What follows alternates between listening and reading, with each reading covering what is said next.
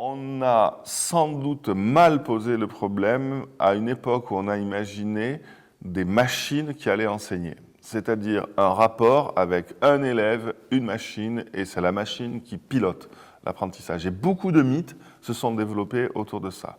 Aujourd'hui, donc depuis une vingtaine d'années, on a une façon différente de poser le problème. C'est on conçoit des environnements informatiques et humains d'apprentissage. Donc dans l'environnement, il y a un enseignant, ou plusieurs, il y a des élèves qui interagissent entre eux, et il y a une ressource. Et en gros, ce qu'il faut réussir, c'est l'interaction élève au pluriel, enseignant au singulier au pluriel, et ressources. Et une fois qu'on a compris que ce qu'on a à concevoir, c'est cette relation en triangle, alors du coup, on peut d'une part assigner à l'interaction entre individus tout le processus de régulation de l'apprentissage et de personnalisation de l'apprentissage. Et le deuxième avantage à poser le problème comme ça, c'est que on assigne bien à la machine le statut d'outil.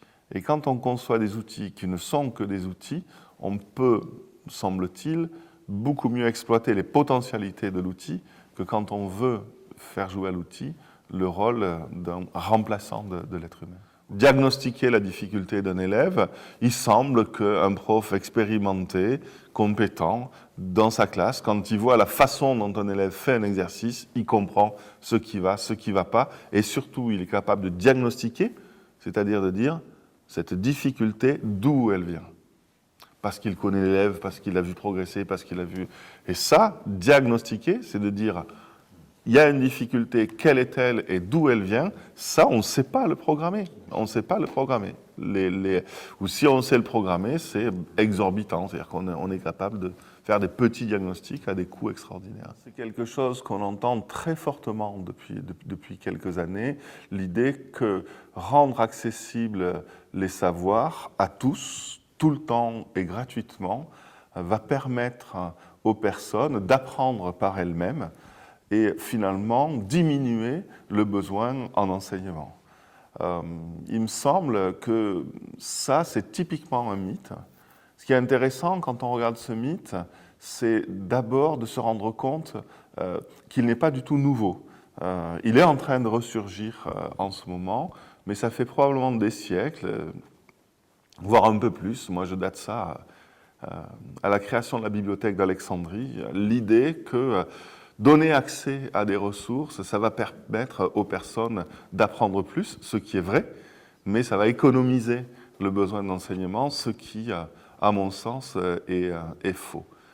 Il me semble que la raison principale, c'est que quand on enseigne quelque chose à un élève, on lui enseigne essentiellement des connaissances, des savoirs dont il n'a pas forcément besoin ici et maintenant, qu'il n'a pas forcément envie d'apprendre ici et maintenant.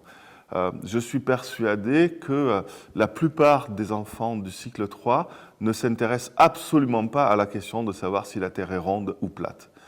Si vous n'avez pas un enseignant pour l'intéresser à cette question et construire avec lui la réponse à cette question est évidemment non intéressante pour les élèves. Ils ne se la posent pas eux-mêmes. Autrement dit, je crois que le grand mythe qu'il y a depuis sans doute des siècles et peut-être des millénaires, c'est le mythe de l'autodidaxie. L'idée que chaque être humain est capable d'être autodidacte à partir du moment où on lui fournit des ressources de qualité.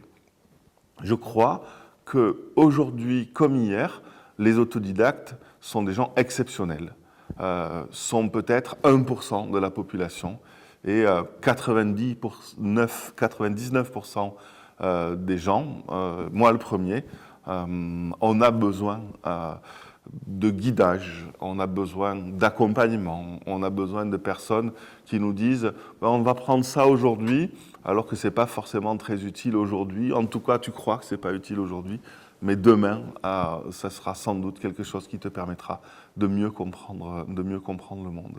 Donc, je crois que c'est la connaissance qui fait naître le doute, c'est la connaissance qui fait naître le questionnement, ce n'est pas l'état naturel des individus.